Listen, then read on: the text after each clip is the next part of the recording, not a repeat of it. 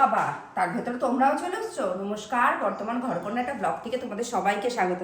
আজকে আমার বাড়িতে না একটা কিপ্টে দেওর আসবে, ওকে আজকে আমি এইভাবে মাছ খাওয়াবো। দেখো, যেহেতু বললাম কিপ্টে দেওর আসবে, শুধু আসলেই বলবে মাছ খাবো, এই খাবো, সেই খাবো, কিন্তু জানো তো হাতে করে একটা ক্যাডবেরিজ অব্দি আনে না। বাদ দাও, আজকে ঠিকই করেছি, আজকে ওকে এমনভাবে আমি মাছ খাওয়াবো ও বুঝতেই পারবে না। এদিকে ছোট মাছ, মানে ছোটো মাছ বলতে রুই মাছের পিসটাকে দেখো কত ছোট ছোট করে। তো আজকে রেসিপিটার সাথে পরিচয় করে। আজকে রেসিপিটার নাম হলো পেঁয়াজ ও রুই। এখানে রয়েছে পেঁয়াজ কুচি অনেকটা, আর এখানে বাড়িতে যদি 2 পিসও রুই মাছ থাকে তাহলেই হয়ে যাবে। ছোট্ট ছোট্ট করে কেটে নিয়েছি আমি। এখানে লাগছে বেগুন, আলু, কাঁচা লঙ্কা কুচি, নুন, হলুদ, শুকনো লঙ্কা আর কালো জিরা আর সর্ষের তেল। মাছটায় নুন হলুদ মাখিয়ে নিয়েছি, যেহেতু মাছটা না খুব ভালো করে একটু কড়া করে ভাজতে হবে। কিপ্টে বলে কথা, দেওরকে আজকে খাওয়াবো। তেলটা খুব ভালোভাবে গরম হয়ে গেছে, এবার আমি মাছগুলো ভেজে নেবো। মাছগুলো কিন্তু একটু কড়া করে ভাজতে হবে।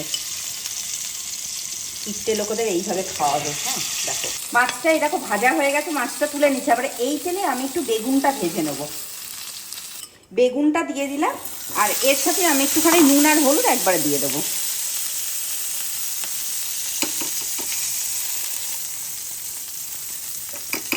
কিপ্টে লোকেদের না এরকম করে খাওয়াতে হয়। আর একটু তেল দিলাম আমি। এই তেলটা আর একটু গরম হোক, তারপর ফোড়ন দেব। আর সব রান্নাটা কিন্তু সর্ষের তেলে হবে। কালো জিরেটা ফোড়নে দিলাম, বেশ অনেকটা কালো জিরে দিলাম।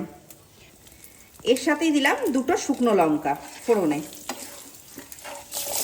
বেশ অনেকটা পেঁয়াজ দিলাম, যেহেতু বলেছি পেঁয়াজু রুই, তাই অনেকটা বেশ খানিকটা পেঁয়াজ দিলাম। আর এর সাথে এই যে কাঁচা লঙ্কা দিলাম, এটাতেই কিন্তু ঝাল হবে। এই যে টুকরো করা আলুটা আমি এবার দিয়ে দিলাম, আর এর সাথেই আমি হলুদ দেব, নুন দেব।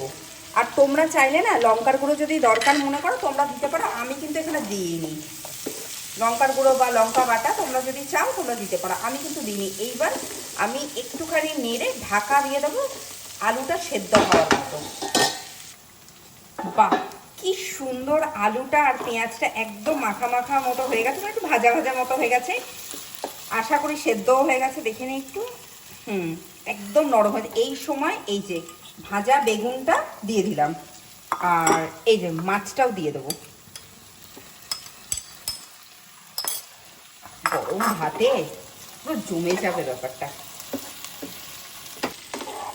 আমার রান্নাটা একদম হয়ে গেছে, সব জিনিসগুলো মাছের সঙ্গে খুব ভালোভাবে মিশে গেছে। এই সময় আমি হালকা একটুখানি নুন দেব, শুধুমাত্র অল্প একটু নুন, সামান্য। আর আমি ধনেপাতা দিচ্ছি না, তোমরা চাইলে ধনেপাতা লঙ্কার গুঁড়ো এগুলো দিতে পারো, কিন্তু যেহেতু বলেছি না কিপ্টে দাও, ওর জন্য আর বেশি কিছু দেবো না। ওকেও বুঝিয়ে দেবো আমি, কিপ্টে মো একা পারে না, আমরাও পারি করতে। তো চলো, তৈরি হয়ে গেছে আজকে পেঁয়াজুরি কিপ্টে দেওয়ার জন্য।